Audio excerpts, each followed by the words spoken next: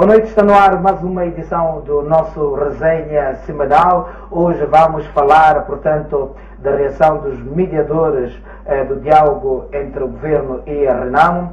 Vamos falar também da integração dos ex-guerrilheiros da Renamo também. Vamos falar dos resultados dos exames do ensino geral, como também analisaremos, por que não, o indulto presidencial, conforme puderam acompanhar. Acredito que sim, foi realizada, portanto, no dia 24 de dezembro, portanto, a cerimónia de restituição à liberdade, portanto, de alguns cidadãos que estavam, portanto, a cumprir penas em diversos estabelecimentos prisionais do nosso país, portanto, ao abrigo do indulto presidencial declarado pelo Presidente da República a quando de seu informe sobre o Estado-Geral da Nação. Para olharmos para esses temas, conto com os meus painelistas habituais, Sr. António Muxanga, Sra. Écita Sigão e o Sr. Arlindo Navaia, a quem desde já saúdo e endereço votos de um bom Natal. Bom, esta semana os mediadores do diálogo político já interrompido, não é? Mostraram-se desconfortáveis com as declarações da Renamo, particularmente do seu porta-voz, e que por coincidência é um dos nossos painelistas aqui, o Sr. António Muxanga, devido à suposta ou alegado envolvimento deles, portanto, no cerco do líder da Renamo, Afonso Dhlakama, em outubro passado, numa operação levada a cabo pelas Forças de Defesa e Segurança. Portanto, para além do facto de eles terem manifestado este desagrado, este desconforto, também a Renamo coloca novas exigências sob o ponto de vista do diálogo ou da mediação do diálogo político, afastando desde o início, portanto, este grupo que esteve a trabalhar com as duas partes durante, portanto, bons meses, e agora parece que o diálogo poderá ter novos mediadores sobre proposta, portanto, de uma das partes, neste caso concreto, da Renamo. Bom, a minha pergunta é única e simples. Por que desta confusão no diálogo? Será que é pertinente esta confusão no diálogo? Boa noite. Primeiro quero agradecer a Deus pela proteção e vida que tem nos proporcionado e desejar que as festas continuem felizes para todo o povo moçambicano. Eu penso que alguma coisa deve ter andado mal no seio dos mediadores, ex-mediadores, porque já não sabe. Eu recordo-me que quando nós tivemos um encontro com eles no hotel Cardoso, o Padre Couto foi peremptório e foi claro. Eu recordo-me que nesse dia Dom Dinis queria abandonar o encontro, o Padre Couto que pegou e disse: fica aqui para ouvir o que eu vou dizer. Lamentavelmente já não dizem o que é que se tratou nesse encontro. Então, eles tentaram buscar um caminho que acho que não é o aconselhável, porque eles formalmente, numa sentada, estiveram conosco. Nós tivemos a ocasião de os agradecer e explicamos qual era a razão do desconforto que nós tínhamos. Não é porque eles prestaram mau serviço. O que nós estamos a entender é que alguma coisa pode ter corrido mal, no sentido de que acreditamos que na presença das pessoas que estão a mediar não podia ter acontecido o que aconteceu no dia 9 com o Presidente da Câmara. Isto é a história de um afilhado que bate a sua esposa na presença do padrinho. Se eu for o padrinho do Martinho, o Martinho espancar a sua esposa na minha presença, eu deixo de ser padrinho nesse dia. Porque significa que não há restabilidade da minha figura como solução dos assuntos. Mas também porque... Portanto, este é o ponto no qual a Renamo entende que os mediadores falharam. Não. A questão de fundo dos mediadores está com Dom Dinis Singulane e com o Dr. Rosário. Antes do presidente Arnamo ser atacado, o Dr. Rosário apareceu no jornal de Savana e ele nunca conseguiu desmentir isso. Está lá, a aconselhar que acontecesse o que aconteceu. O Dom Dinis Singulane fez uma oração que para aqueles que são religiosos não se faz no local onde nós encontramos o presidente Cacau. Agora, eu penso que as pessoas devem tentar pensar rapidamente e eles percebem perfeitamente qual foi a reação popular quando estava na beira. A Miramar que teve a ocasião de apresentar isso em peça. Eles foram chamados traidores. O Dom Dinis Singulane foi chamado de Judas Iscariote, publicamente, na residência do presidente Arnamo. E as televisões, quer dizer, os jornalistas estavam ali, testemunharam esse fato. Então, a nossa questão de fundo é trazer um conforto nos corações dos moçambicanos. O nosso entendimento é que eles deram o que tiveram que dar. E conseguimos algumas coisas. Foi o problema da lei eleitoral, e foi a questão da própria cessação das hostilidades. E pronto, devem saber dar a oportunidade aos outros. Simplesmente, eu penso que aí não há ofensa nenhuma. Agora, eles exigem que precisam da carta que o Dr. Mateus fez em nome do presidente Arnamo. É preciso esclarecer aqui que o presidente Arnamo nunca escreveu carta para ninguém. Os documentos foram elaborados, eu conheço a pessoa que elaborou, que é o Dr. Mateus, e acredito que esta próxima semana vai lhes entregar a carta. Se a questão é formalizar que eles já não são mediadores. Ok. Agora falou da oração do Dom Dinis Singulane, que não se faz no sítio onde se fez. Não consegui perceber, eu não entendo nada dessas coisas de religião, mas quero parecer que não há lugar para orar.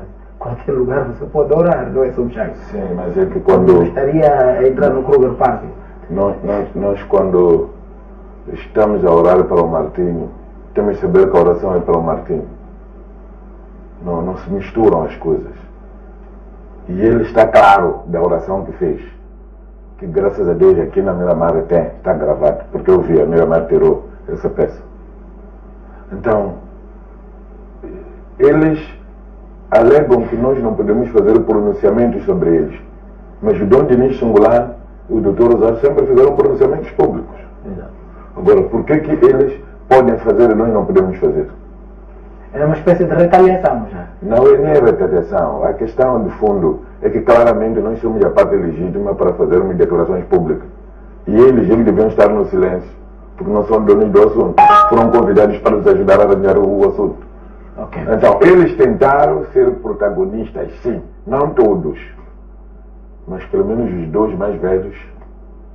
Ok. Quero ouvir então a sua leitura em relação a esta questão do diálogo político. Os mediadores não se mostraram muito confortados com o posicionamento da Renão em relação ao seu papel, portanto, no diálogo político. Bom, isto parece... Em algum momento fiquei com a sensação de que parece aquele jogo de macata, quer dizer, a gente brincava há muito tempo lá no bairro, na jogo de macata, queremos vos punir também, quer dizer, porque não podem falar sozinhos e nós não temos o direito de falar. Como é que analisa esse assunto? Bom, boa noite, Martim. Cumprimento também os meus colegas de painel por esta via ao povo moçambicano, desejando que tenham a continuação de festas felizes. Até agora, os relatos que temos é de que o Natal foi tranquilo, do Rumo Maputo não houve relatos de grandes incidentes. Espero eu que as festas do final do ano sejam acompanhadas pela mesma calmia, possamos próxima semana todos brindar 2016 sempre com muita saúde e a paz que tanto queremos. Sobre o diálogo que se pretendia que estes mediadores fossem parte que juntasse, portanto, quer o governo como a Arnão, dizer que era de esperar uma reação destas, era de esperar que a qualquer momento estes mediadores fossem, digamos que, preteridos. Pese embora portanto, a existência destes mesmos mediadores fosse uma exigência da RNAM, porque é preciso lembrar que durante o diálogo político o governo achou que podia dialogar diretamente com a RNAM e chegar a bom porto. Portanto, a RNAM achou que não era necessário que houvesse aqui alguma mediação e foram estas figuras nacionais escolhidas para fazerem parte desta equipe. Equipa esta que no final de 114 rondas tem o seu papel, digamos que interrompido, tiveram o seu trabalho, digamos que conseguiram de alguma forma pôr as partes a dialogar, mas é preciso reconhecer também que de alguma parte para cá estes mediadores não têm estado a conseguir. Já ouvimos o Presidente da República vir a público dizer que não está a conseguir falar com o líder da RNAM. Temos também o líder da RNAM a pronunciar-se a RNAM a dizer que não consegue, portanto não está a acontecer o diálogo com o chefe de Estado, o que mostra que, afinal de contas, esta mediação não está, de alguns tempos para cá, não está a conseguir pôr as partes a dialogar, não está a conseguir pôr na mesa aquilo que seria a agenda da paz. Existem algumas figuras aqui que tiveram o seu papel, podemos até dizer preponderante, mas que hoje não estão a ser aceitos, não estão a ser percebidas como mediadores. Quando isto acontece, o fim é mesmo a ruptura, é mesmo a dispensa, porque a mediação só pode ser feita por figuras que são aceitas por ambas as partes. Só pode ter pernas para andar se estas mesmas figuras forem tidas como idôneas, se estas mesmas figuras forem tidas até mesmo como imparciais. Se ficar claro o pendor de uma das partes, dos mediadores para uma das partes, obviamente que as suas sugestões, as suas soluções de aproximação não serão percebidas como isentas. E por aquilo tudo que aconteceu hoje, a RNAM entende que algumas destas figuras não mais podem servir como elo de ligação entre o governo e a RNAM, e elas sugerem outras figuras. Portanto, a RNAM apareceu aqui a sugerir a Igreja Católica Apostólica Romana e também a figura do presidente sul-africano Jacob Zuma. Portanto, penso eu que não adianta muito estes mediadores insistirem na sua presença, porque claramente elas já não são percebidas como isentas, elas já não são percebidas como um possível elo de ligação. E não há muito por fazer, elas só têm que aceitar que não são, já não representam as partes, não podem continuar a falar ou a intermediar pelo menos este conflito, e agora temos que ver se as próximas figuras propostas pela RNAM são também consensuais para com o governo. Sobre as razões que estiveram por detrás, aqui o meu colega de painel falou de uma oração, eu não vi a oração, então era muito difícil perceber que tipo de oração foi essa que levou à ruptura. Também o papel, a intervenção do professor Lourenço do Rosário, que em muitos momentos apareceu com algum protagonismo. É preciso dizer que estas figuras não são quaisquer. Elas tentaram dar aquilo que eu acredito que seja o seu máximo. Em alguns momentos, sim, mostraram pendor. Eu pessoalmente cheguei a alguns momentos a achar que se calhar o seu envolvimento era demais e mostrava assim para que lado estavam lá. Infelizmente estas coisas são sazonais, né? Se em algum momento pareceu que pendia muito para o governo, parece que pesou muito na balança o pendor também, que a RNAM não concorda. Foi o que vimos com o cerco à residência do líder da RNAM e o seu desarmamento. Tanto na cidade da Bahia.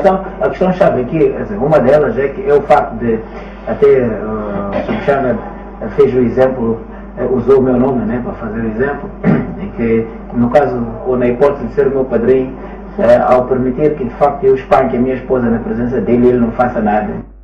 Então ele, portanto, a partir daquele momento deixa automaticamente de ser padrinho, para dizer que os mediadores não deviam ter permitido que de facto tivesse acontecido aquilo que aconteceu, portanto, com o presidente da RNAM na sua presença. Esta é a questão chave. Eu não sei, a questão em torno do cerco à residência do líder da RNAM na cidade da Bahia tem ainda contornos que nós aqui fora desconhecemos. Parece-me que o próprio Muxenga estava lá na Bahia, portanto, esteve quando tiraram o líder de Satugira. Não sei se os mediadores estavam na residência. Não sei até que ponto portanto, a ideia ou o plano de cerco foi público e foi do seu conhecimento. E ao que me consta, pelo menos não tive a oportunidade de acompanhar nenhum esclarecimento factual e pontual destes mesmos mediadores. É muito difícil julgá-los, porque não sei se eles efetivamente estavam ao corrente, portanto, deste plano ou não. Como também é muito difícil perceber de quem foi a ideia ou de quem foi o plano. Portanto, são contornos que de alguma forma escapam à nossa capacidade aqui de analisar com precisão. Por outro lado, diz-se também, uma das razões para a escolha da figura do presidente sul-africano é que acredita-se que com o presidente naquele cenário provavelmente não haveria aquele cerco. Eu penso que eu já teria dito isto mesmo na altura em que sentamos neste mesmo painel e analisamos o que aconteceu na Beira. Eu penso que é preciso não ignorar os antecedentes. Não é? Nós temos que reconhecer que aquele posicionamento que estava a ser tomado pelo líder da RNAM, era insuportável, era insustentável. Portanto, a ter se permitido que ele continuasse com aquela abordagem. Portanto, hoje, desde então para hoje, que ele praticamente pôs, vamos lá, em alguma reclusão. Não sei qual era o estágio que estaríamos hoje a viver em Moçambique, porque aquilo era uma situação de escalada. Ele a cada dia aparecia com uma violência verbal a incitar a violência que não podia ser. Eu penso que continuo a acreditar que este cerco não visava tirar a sua vida, mas era necessário, penso eu que era simplesmente para mostrar que era necessário parar com aquilo. Feliz ou infelizmente, a mensagem chegou lá.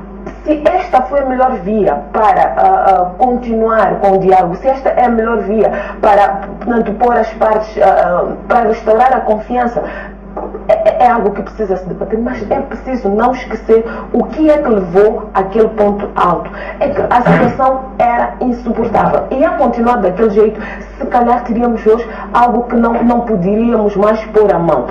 Então eu volto a dizer que não sei quais são os contornos, portanto, até que ponto os mediadores estiveram envolvidos naquela ação, não é? Até porque eles, pelo menos não conheço a sua reação, mas a situação, a verdade é que aquilo evoluiu de tal forma que não havia mais espaço até para a própria mediação ali. Muito bem. Alina, vai. Que leitura que faz em relação a este assunto?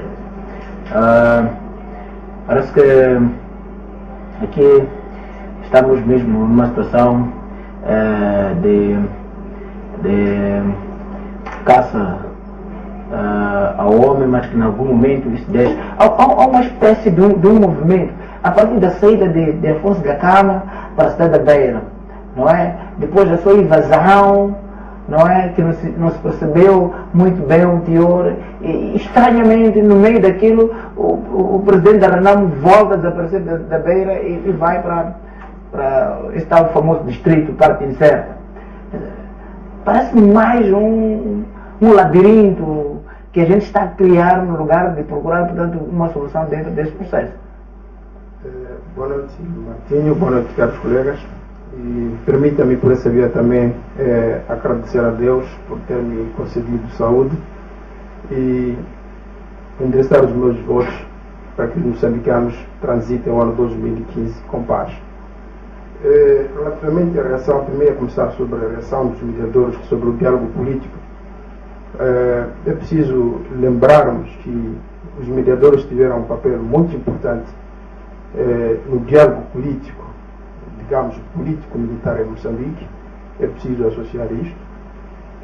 Desde o aparecimento do líder da RNAM para a realização das eleições de 2014, e é preciso perceber, nessa altura, os mediadores eram bons filhos, porque os interesses, na verdade, era a RNAM concorrer às eleições. Por outro lado, também a FRELIMO gostaria que a RNAM participasse nessas eleições. E nessa altura ninguém ousou chamar os mediadores que puderam fazer isso, ou aquilo, ou proferiram discursos não abonados, ou proferiram missas não aceitáveis, E eles fizeram o que fizeram, realizou-se as eleições e depois da realização das eleições continuaram os mediadores no centro de conferência de Joaquim Chissano a fazerem o seu trabalho.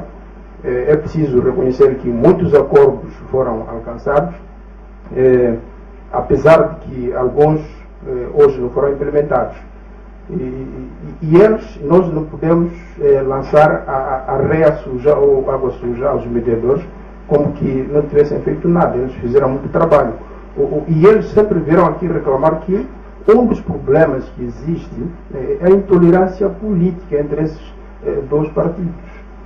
E essa intolerância que não existe. Enquanto o povo moçambicano, o que se discutia no centro de conferência de Joaquim Chissano, para além de trazer a paz para Moçambique, essas duas partes não conseguiam ceder às exigências do outro. Então, isso, na verdade, levou com que os mediadores, em algum momento, pudessem até não ter capacidade de ação. É preciso também lembrar que os mediadores não tinham nenhum poder de decisão sobre aquilo que fosse tomado no centro de conferência de Joaquim Chissano. Vamos buscar o exemplo da Emoxim, por exemplo. A Emoxim apareceu em Moçambique com uma finalidade, com um objetivo, mas que esse objetivo não foi concretizado. Nós devemos lançar essas todas fraquezas aos mediadores. É preciso reconhecermos quando o moçambicano, um irmão de Moçambique, faz um trabalho excelente em busca da paz de Moçambique, que ele, na verdade, é preciso ser chamado e dizermos: olha, foi bom ter colaborado conosco, mas daqui para diante vamos romper as nossas relações. Agora, e nós vimos cenários em que no centro de conferência Joaquim Chissano, à medida que os interesses eram diferentes, cada um puxava para a sua corda, aí não havia consenso e naturalmente os mediadores não podiam fazer nada. Agora, relativamente ao envolvimento do desarmamento do líder Darnam na sua casa, na cidade da Beira, é preciso salientar que nós temos um conflito que se chama conflito político e militar. E essas duas forças, para além de se confrontarem politicamente, também têm se confrontado militarmente. E era de esperar um cenário semelhante, na medida que ninguém declarou que não podia usar nenhuma força para poder atacar o outro. E isso a gente verificou. Para além de se usar a política, é preciso também recordar que os mediadores não tinham armas, por exemplo, que podiam intervir naquele momento em que há uso excessivo de força. E aqui buscamos aquela premissa que temos, por um lado, o contexto, ou seja, o diálogo político, e por outro lado temos o cenário militar. Então, naturalmente, os mediadores não podiam fazer nada naquele momento. De que maneira que foi assaltada, eu duvido muito que os mediadores aqui tenham conhecimento. É por isso que eu disse: é preciso, quando um moçambicano faça um trabalho excelente para trazer a paz de Moçambique, é preciso que a gente reconheça e, se necessário, até dar uma carta de mérito, né? Como que ele fez um bom trabalho. Agora, voltar a buscar mediadores da Itália, da Igreja Italiana e depois do presidente Zuma. A Igreja Católica. A Igreja Católica, obrigado pela correção. Eu não acredito que também seja uma solução viável. É preciso saber que nós estamos a herdar conflitos, estamos a hipotecar uma geração sobre conflitos, desde o tempo colonial, quando a entrada mercantil em Moçambique, houve morte devido à resistência que se encontrou em Moçambique, depois sucedeu-se a luta de libertação nacional, depois a guerra dos 16 anos também, e agora estamos sempre num cenário de conflitos. O que quero dizer com isso? Nós estamos a ter gerações que só pensam em guerra ou conflitos. Então, não estamos num momento de paz. Existem países que já se envolveram em conflitos, mas hoje estão meramente a desenvolver. Só falando de desenvolvimento, não falando de conflito militar. Uma coisa também que suscita um pouco de curiosidade daí disso é que, em algum momento, discutiu-se muito: não precisamos de mediadores internacionais porque nós, moçambicanos, temos capacidade de, entre nós, resolvermos, não é, o problema. Ok, razão pela qual de certa forma, acreditou-se nesses mediadores. Agora parece que estamos a voltar de novo para o estrangeiro, a busca daqueles que, em algum momento, achamos que não seriam praticamente necessários para o nosso país. Quer dizer, parece que estamos a colocar o nosso problema refém da qualidade de quem vai mediar o diálogo e não, portanto, na busca das soluções que, aliás, inclusive, este ano que está a terminar, já foram, de certa forma, colocadas na mesa, algumas soluções. Mas o problema é aquilo que se diz e aquilo que se faz, que ainda constata-se a existência de uma dissonância bem grande. Quando alguém... Deixa só o Navarra terminar o seu comentário. Sim, em relação a essa questão, é preciso aquilo que eu estava aqui a dizer, que é preciso reconhecer quando um processo é feito por moçambicanos para moçambicanos. E nós vimos isso, eles fizeram um trabalho excelente.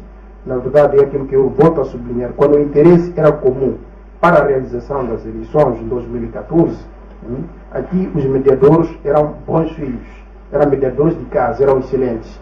Mas quando, a partir do centro de conferências Joaquim Cissano, quando cada um começou a puxar para seu lado, aí foram vistos como Judas cariocas. Esse aqui é o caso que nós não podemos permitir. Aqui o problema, o epicentro desse problema é que está com tanto o partido Frelimo e Arnam, que é para poderem trazer a paz. Por exemplo, esse cenário de integração dos homens armados da Arnam, não são os mediadores a tomar uma decisão definitiva. Cabe ao líder da Arnam, cabe ao presidente da Frelimo dizer sim, podemos fazer isso. Então, quando há um insucesso, há um fracasso ou a incapacidade desses partidos de resolver o problema, não podem lançar a réia para os mediadores. Exato. Queria dar um rápido comentário só antes do intervalo. Quando alguém está doente e vai ao hospital, o que interessa não é a nacionalidade do médico. É o médico com capacidade para curar a doença. O Sonavé está a ser infeliz quando tem de esquecer. Mas parece que não é bem assim. Parece que em algum momento vocês colocaram em causa a nacionalidade do médico, quando vai-se a constatar de facto esta pneumonia política. Deixa-me te dizer uma coisa. O jornal existe, o jornal Savana, onde o Rosário foi fazer declarações, a aconselhar o isolamento do líder da Arnam, do general Dabá. Está lá, está escrito. O doutor Rosário nunca desmentiu isso. Portanto, eu volto a reafirmar o que eu disse aqui há dias. Cada pessoa tem que se redimir dos seus pecados. Não basta andar a falar de Antônio Muxanga, porque isso não resolve o problema. Está lá. O jornal Savana escreveu. De livre e espontânea vontade, o doutor Rosário deu assessoria àqueles que queriam matar o presidente da Câmara. Por simplesmente está lá. Ok, deixa-me dizer mais. O Dom Diniz Singular tem consciência do que ele fez em 7 dias. Estávamos juntos. Então, nós não podemos brincar com coisas sérias. Portanto, não há condições. Eles perderam a confiança. Mas então, estavam juntos e naquele momento vocês, tendo constatado esse problema, não impediram que isso acontecesse? Não é. Ele é uma pessoa responsável. Ele está a orar. Não pode ser interrompido. Está a transmitir o seu sentimento. Só que a partir do sentimento que ele transmite, a gente consegue ler com quem estamos a relacionar. Ok. Então, a questão de fundo aqui, desses dois senhores, eles devem recordar-se daquilo. Eles não podem se fazer de pessoas com memória um pouco retardada. Alegam aí a questão de... Eu, aqui neste programa da resenha da semana, chamei a atenção que questões militares precisam de pessoas que têm experiência militar para tratar. Porque não será a Bíblia, o Corão e o Inário que vai parar as armas quando as armas começarem a atoar. Aqui, neste programa. Eu disse isso. Lamentavelmente, eles não perceberam o que eu estava a dizer. Eles alegam que eu chamei a eles de desprezei. Quando eu falei de inexperiência, é não ter o domínio da coisa. Pura e simplesmente. Eles estavam entrando num processo que era primeiro, não tinham experiência. Porque em condições normais, o que os outros mediadores estão a dizer hoje, é que nós nem devíamos ter arriscado ir buscar o presidente da Câmara sem garantias. E o governo não tinha me dado garantias. Eles próprios, como mediadores, não conseguiram negociar garantias. É uma das condições que um padrinho impõe. Por isso que eu dizia, se Martinho for meu afilhado, uma das coisas que eu imponho é que na minha presença não pode espacar a minha afilhada. Porque no dia que faz isso, eu deixo. Ok, muito bem. Vamos fazer o nosso primeiro intervalo. Acho que levamos muito mais tempo neste assunto. Vamos fazer o nosso primeiro intervalo. Não sai daí, até já.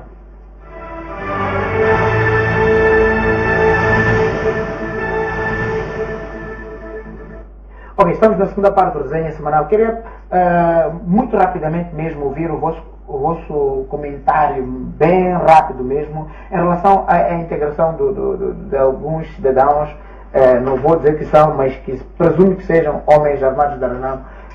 Este ano todo nós vimos grupos de uma forma isolada a se integrarem, portanto, nas Forças de Defesa e Segurança. O outro grupo até recebeu, portanto, alguns valores do Fundo da Paz, para garantir, portanto, a sua reinserção social. Em algum momento esses homens não são reconhecidos como sendo da Renamo.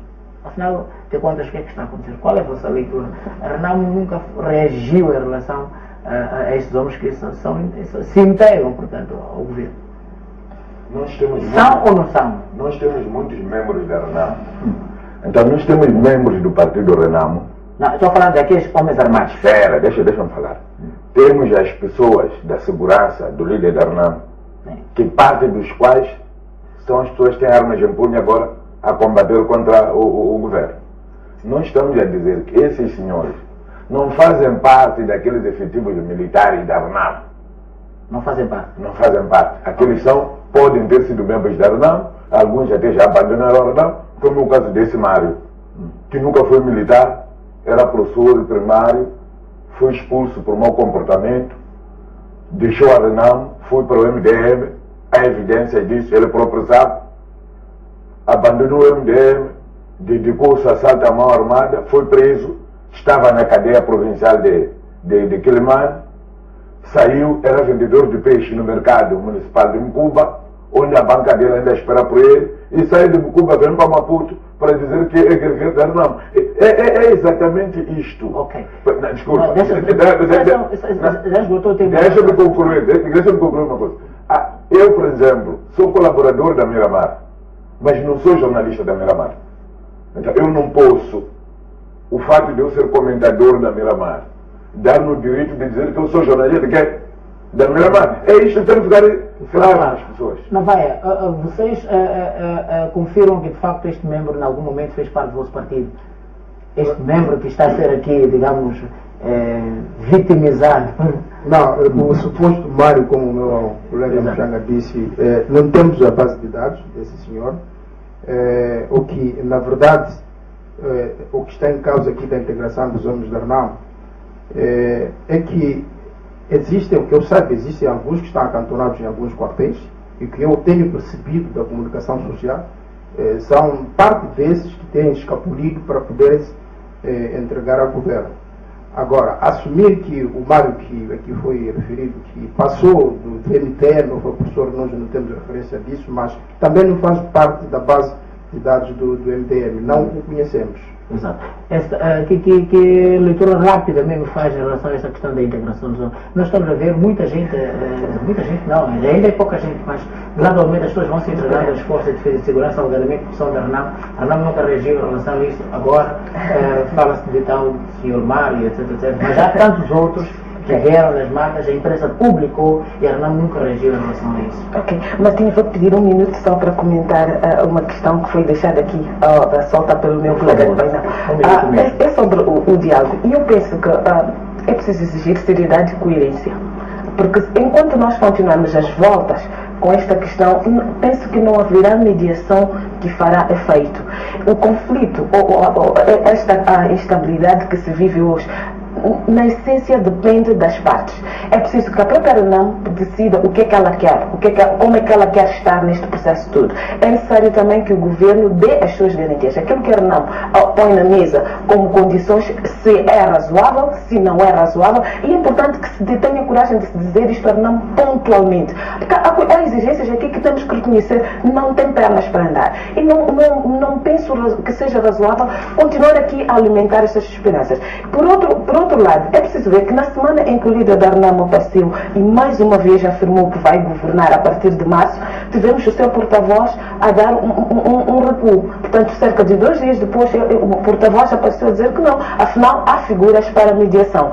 A questão que se coloca aqui é que tem muito a ver com coerência. Ficamos com esta suposta portanto, governação à força, ou é necessário que a outra parte, portanto o governo, incite, ponha todas as suas forças num possível diálogo. Portanto, estes são os pontos. São os pontos que eu gostava de deixar. Sobre os supostos homens da RENAMO, eu já teria deixado minha opinião.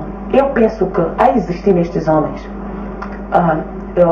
a existirem, portanto, as tais bases da RENAMO, que é meia volta, são os prometidos que serão transformados em quartéis. Portanto, não vai ser o líder da RENAMO, não vai ser a cúpula da RENAMO que está aqui na cidade, não vai ser o seu porta-voz, não vai ser sua bancada parlamentar. Serão estes homens que estão no mato, serão estes pretensos supostos guerrilheiros. Eu penso que se eles existem e eles próprios sentem que estão cansados, sentem que não querem mais fazer parte desta luta, não querem mais fazer parte deste discurso que nós todos consideramos ultrapassado e que precisa prontamente ser deixado para trás, estes homens precisam de ser recebidos. Okay. Sempre que eles aparecerem, eu penso que o governo deve acolhê-los. Há um fundo para a reintegração destes homens, eles devem fazer recurso a este fundo, devem sim abandonar e devem dar a cara. Porque eu penso que eu vi os 4 que aparecerem, que tinha lá inclusive uma mulher, em que eles explicavam, tem dados muito concretos sobre algumas bases. Sabe explicar até, a senhora falava da base de Santo Gira e ela dizia, dava detalhes sobre como é que esta base está protegida. Falava de 3 linhas, portanto que a base está no centro, que existe um primeiro cordão de homens, existe um segundo e um terceiro cordão. Portanto, esses detalhes não acredito que sejam de uma esta que está sentada num edifício qualquer aqui na cidade. São detalhes muito importantes e mostram que as pessoas já estão cansadas da guerra. Penso eu que mais do que desvalorizar, é necessário dar algum alento a estas vozes. É preciso pegar e ver o que é que se pode fazer, de que forma podemos contribuir para que o grito destes guerrilheiros, para que o grito do povo moçambicano seja efetivamente ouvido e que haja paz. Ok. O meu receio é esses homens supostamente da RENAMO se entregarem gradualmente e vão beneficiando deste fundo de paz. Depois o fundo de paz acaba e a RENAMO apresentar já outros guerrilheiros, já não há dinheiro para pagar. Eu espero que no futuro não aconteça isso. Ok, vamos olhar para uma outra situação. Foi claro. Vamos olhar para outra situação. Deu aqui que existem alguns que só fazem a força portanto, do cordão de proteção do líder. Okay. Parece que para a RENAMO estes é que são efetivamente os seus guerrilheiros. Mas existem muito mais, como estamos aqui a ver. Não vamos profetizar muito. Ok, este ano também o nosso país aconteceu uma coisa meio assustador resultados dos exames de ensino geral, pelo menos os primeiros resultados, falava de cerca de 70% de reprovações. Os alunos foram submetidos aos exames de recorrência, ainda assim não há muita qualidade do ponto de vista daquilo que é a prestação dos alunos. O que é que está a falhar, portanto, no nosso sistema, a avaliar pelos resultados que são apresentados? A vossa opinião? Bom, eu penso que desde que a doutora Graça Machel deixou de ser ministra da Educação e entrou a Aniceto de Mochango, tivemos um problema em que cada ministro que chega quer desenhar o seu modo e a educação não pode ser gerida nesses moldes. Eu penso que a educação é uma questão muito séria, onde as pessoas precisam de respeitar o currículo definido, independentemente de quem entra. Se é Muxanga, é da RENAMO, é da FRELIMO, que o currículo de ensino tem que ser respeitado. Lamentavelmente o que nós estamos a ver não é isso. Cada ministro que chega tem suas coisas e estas coisas acabam criando uma complicação. Eu recordo-me quando eu estava a estudar, a fazer o curso industrial, porque tinha muitas cadeiras. A escola industrial, os estudantes entravam de dia e à tarde, os mesmos estudantes. A escola industrial só tinha o curso diurno e o curso noturno. Não havia aquela coisa de cortar metade do dia, né? Hoje em dia as crianças do ensino secundário têm muitas cadeiras. E o tempo letivo continua o mesmo. As pessoas entram às 7, saem às 12, entram outras 13, saem às 18. Naquela altura fazíamos isso, mais ou menos, tínhamos 6 cadeiras. Hoje os estudantes têm 10, 12 cadeiras. E esta questão tem que ser muito bem vista. É verdade que nem todas as cadeiras as pessoas fazem exame, mas o tempo que o estudante leva a ler não lhe ajuda muito a ter que, efetivamente, ter o rendimento que se espera. Portanto, eu penso que precisamos de sentar e definir claramente o que é que pretendemos com o nosso sistema de ensino, e todo o ministro que entrar lá respeitar o que estará decidido. Hoje, por exemplo, há uma cadeira que chamam qualquer coisa. Agropecuária. Agropecuária. Eu pergunto, onde você fez agropecuária na escola secundária José Machado? Daqui a pouco as crianças serão obrigadas a estudar chinês. Quer dizer, é muito complicado.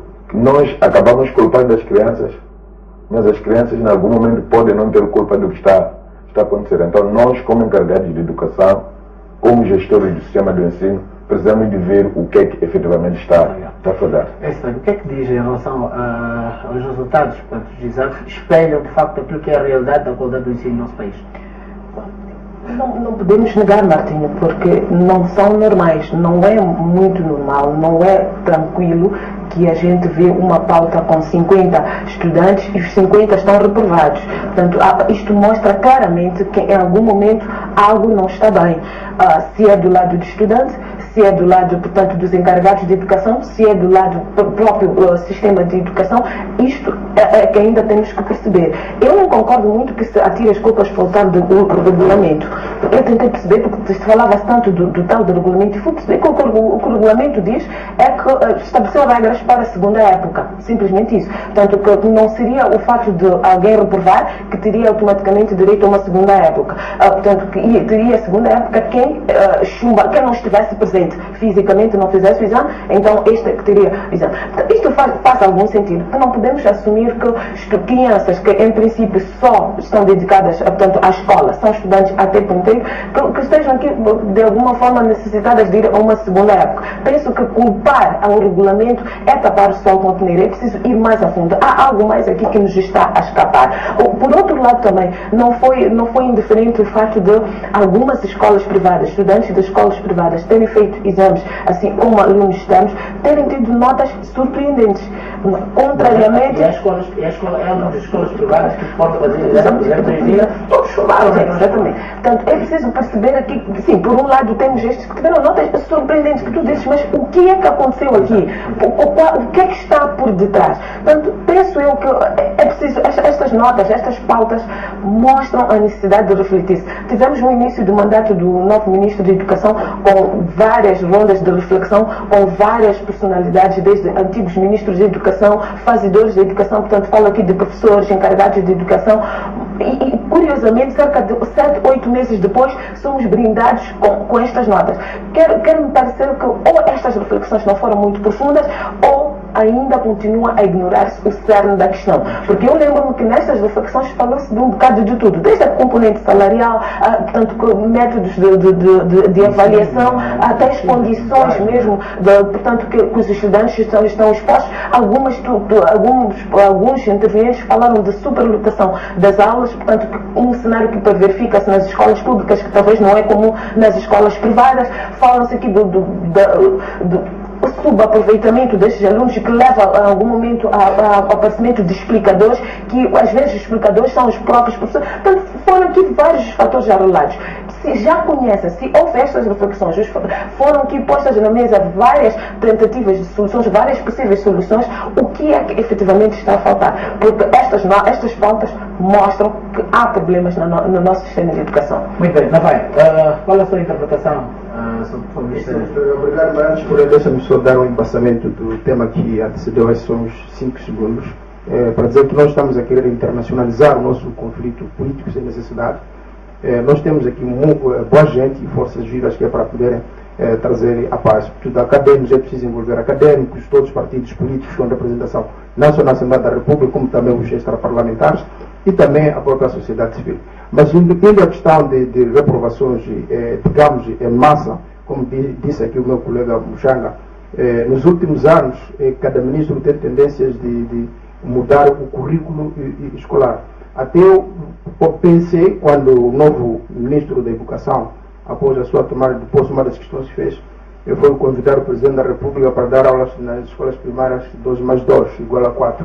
Pensei que isso seria um indicador não só para o ensino primário, técnico profissional, mas também como o ensino geral secundário.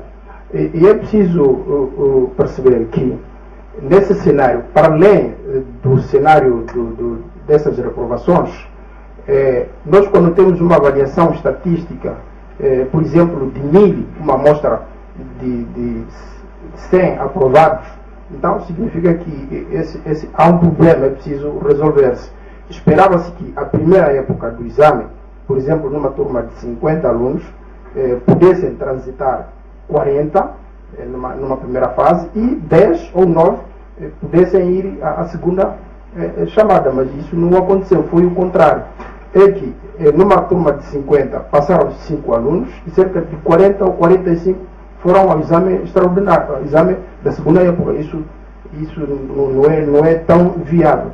E há um outro cenário aqui que nós é preciso tomar em conta. A própria contratação dos docentes, dos professores. É preciso realçar que a educação anda com problemas de recursos humanos e, em face disso, procuram fazer contratações ad hoc. Estamos a falar aqui de pessoas sem formação psicopedagógica, e esses que não têm formação psicopedagógica, eles não aprenderam os contextos de ética e de ontologia na sala. E alguns professores são estudantes, são professores, estão nas universidades e também estão a estudar, estão a dar aulas, e há um cenário aqui, não diria que seriam professores turcos, mas há um cenário aqui de incompatibilidade das funções. Então é preciso, na verdade, trazer um aspecto mais visível no cenário da educação, a semelhança que, se nós queremos hoje mudar a Constituição e queremos fazer a auscultação nacional, então também quando queremos mudar algum currículo no setor da educação, tratando-se de um sistema que afeta toda a gente, então é preciso também, se necessário, fazermos essa auscultação, se concordamos com o currículo que vai ser introduzido ou não. Ok. Essas coisas de currículos, formação psicopedagógica, etc., nos remete a uma sensação de que, em algum momento, defendemos teses mais ou menos ortodoxas sobre o sistema de ensino, mas a nossa tendência é mesmo introduzir no nosso país, portanto, modelos mais heterodoxos do que isso, porque os resultados das últimas 2 décadas são diferentes das primeiras 2 décadas após a independência, não é? E parece que lá não tínhamos nem sequer professores formados psicopedagogicamente, mas os estudantes eram bons. Mas ok, vamos fazer o nosso segundo intervalo, vamos voltar à terceira parte para finalizarmos então o nosso resenha semanal. Até já.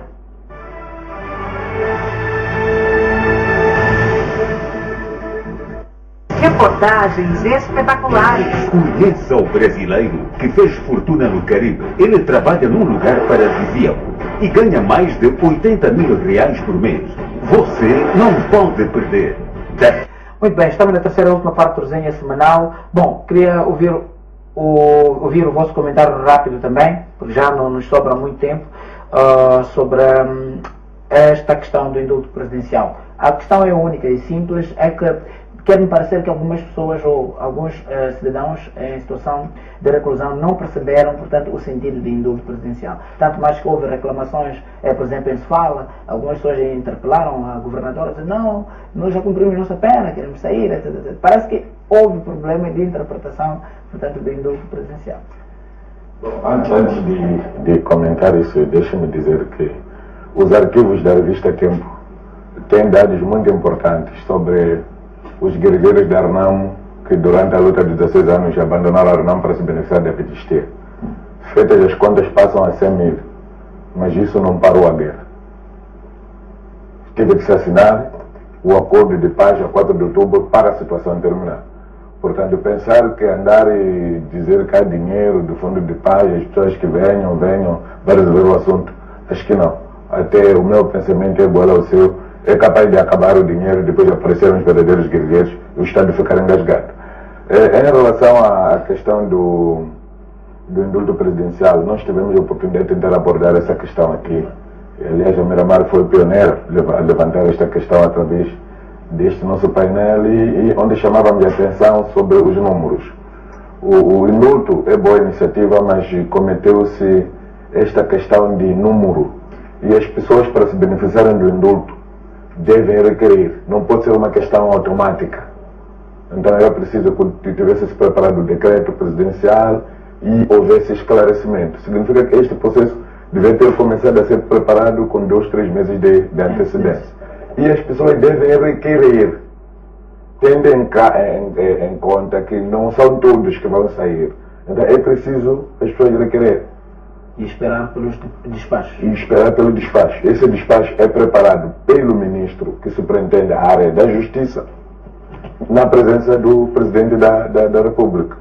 Portugal, por exemplo, este ano, as pessoas que reúnem condições para se beneficiarem do indulto presidencial são 89, não chegam a 100. É um processo. Agora, quando se diz que eram 1000, ali criou-se condições para as pessoas começarem a fazer jogadas. Há informações muito terríveis de situações que acontecem. O jornal Savana, por exemplo, desta semana relata que coisas muito... O presidente Guebuza tentou fazer aquilo, mas por falta de um entendimento claro pela parte da Procuradoria, o presidente Guebuza colocou o travão ao pé. Ele queria fazer o indulto presidencial e teve estes problemas da legislação, divulgação, o que é que devesse fazer. Bom, é uma experiência que está a começar agora. Espero que haja melhorias para o próximo ano e as pessoas serem explicadas claramente o que é que se pretende. Porque há pessoas que já estavam fora, estavam em liberdade condicional, que voltaram para as cadeias para se beneficiarem do indulto presidencial. Mas se o entendimento era reduzir o número de pessoas que estão presas, não era preciso ir chamar quem já estava em liberdade condicional. Era trabalhar com aqueles que continuavam na cadeia para ver quem são as pessoas que podem sair. Muito bem, que leitura que faz relação a essa questão do indulto presidencial? Parece que alguns cidadãos não conseguiram interpretar o alcance, portanto, desta iniciativa presidencial. Bom, efetivamente era de esperar. É uma inovação, é algo que para quem faz parte da população reclusa espera com alguma ansiedade, e era de esperar que algumas situações acontecessem. Eu pude acompanhar as reclamações que vieram da Beira, onde supostamente circulou uma lista em que alguns nomes constavam lá, que na hora, portanto, da efetivação, eles perceberam que afinal não estavam lá. É preciso dizer que este é um poder discricionário do Presidente da República. Portanto, não há o direito nem o dever de ser, portanto, do indulto. Portanto, o Presidente da República usou um poder discricionário que ele tem. Ele avançou com um número, portanto, de 1000. Destes 1000, acho que só a cidade, a província de Maputo, tiveram cerca de 246, se a memória não me falha, 148 só da cadeia central de Maputo. Portanto, foram para ali, beneficiaram deste indulto cidadãos que já tinham cumprido boa parte da pena. Nenhum deles devia ter cometido, portanto, um crime hediondo. Portanto, vimos ali, na minha percepção, situações que eu penso que nem deviam estar ali, nem devíamos ter em conta. Temos crimes, aquilo que nós consideramos crime, por exemplo, atentado ao pudor, que as pessoas têm que estar em 24 meses de reclusão, 12 meses de reclusão. Penso que poderia ser amainado isto, né? Para que este direito pudesse fazer efeito o que nós esperamos. Portanto, temos cadeias superlotadas e, afinal, algumas das pessoas que estão lá poderiam ter outra sorte, podiam ter beneficiado de multas, podiam ter um outro regime, portanto, para poderem ressarcir dos danos que causaram à sociedade. Portanto, estes que tiveram a sua sorte para além dos doentes, porque alguns eram pessoas doentes, portanto, são pessoas que já cumpriram boa parte da sua pena. Há relatos de terem muito bom comportamento. Portanto, acredito eu que condições existem para que elas sejam recebidas pela sociedade e que possam facilmente adaptar-se à vida fora da cidade. Eu penso que este é que é o grande desafio. São 1000 pessoas, à parte aos doentes, posso aqui escolher os doentes que não chegam a 20, estamos a falar de 900 e tal pessoas que viveram privadas da sua liberdade nos últimos, vamos lá dizer, 2, 3 anos. e elas voltam agora para a sociedade. Mais do que beneficiarem deste direito, o que é que a sociedade vai fazer para recebê-las? De que forma é que elas vão ser integradas na sociedade? E eu penso que este é o grande desafio. Portanto, mais do que sair, é preciso integrá-las, é preciso ressocializá-las, é preciso que estas pessoas tenham condições de sentirem-se úteis à sociedade para que não voltem a pensar em cometer as infrações ou os crimes de que foram acusados. Ok, está bem. Rapidamente, para finalizar. Sim, relativamente ao indulto presidencial, foi, na verdade, uma boa iniciativa de Sua Excelência Presidente, mas é preciso lembrar que, em função do número e tempo, aqui nós já tínhamos referido que podia até algum momento criar uma sombra de corrupção, podiam ser beneficiadas pessoas que até não deviam estar lá indultados. E até a questão que nós colocamos é, onde é que vão essa gente? Alguns, é certo, 24 anos de cadeia, ou tendo cumprido metade, não é pouca coisa. E há uma desestruturação aqui familiar. E depois podem provavelmente voltar a cometer mais crimes. E isso recorda-me sempre quando o comandante da PRM, o Jorge Calão, sempre nas suas aparições, ele diz que temos problemas com o tribunal solta, nós prendemos, e quando são soltos, voltam a cometer os mesmos crimes. Então a questão é, esses que foram soltos, será que vão ou não cometer crimes? E eu esperava que esse indulto tivesse se criado uma condição, pelo menos, que é para poderem fazer qualquer coisa. É certo que eles perderam toda a estrutura social em função do tempo que ficaram lá. Talvez podiam ser integrados como carpinteiros, como marceneiros, por aí, etc. Só talvez aí é que nós podíamos, pelo menos, controlar esses homens. Não é fácil. Se o tribunal, até quando liberta 5, 7 em um ano, é um problema para a Polícia da República. Então, quanto muito mais quando for em 1000. Então, é preciso, na verdade, que o governo, das próximas vezes, crie campos de reeducação para essas pessoas. Muito bem, e chegamos desta forma ao ponto final a mais uma edição do Resenha Semanal. Assim que nos acompanhou, votos de uma ótima noite de domingo, continuação de um bom Natal aos meus painelistas também, continuação de um bom Natal e prosperidades para o 2016 que já está mesmo a roncar a porta. Feliz Natal e próspero.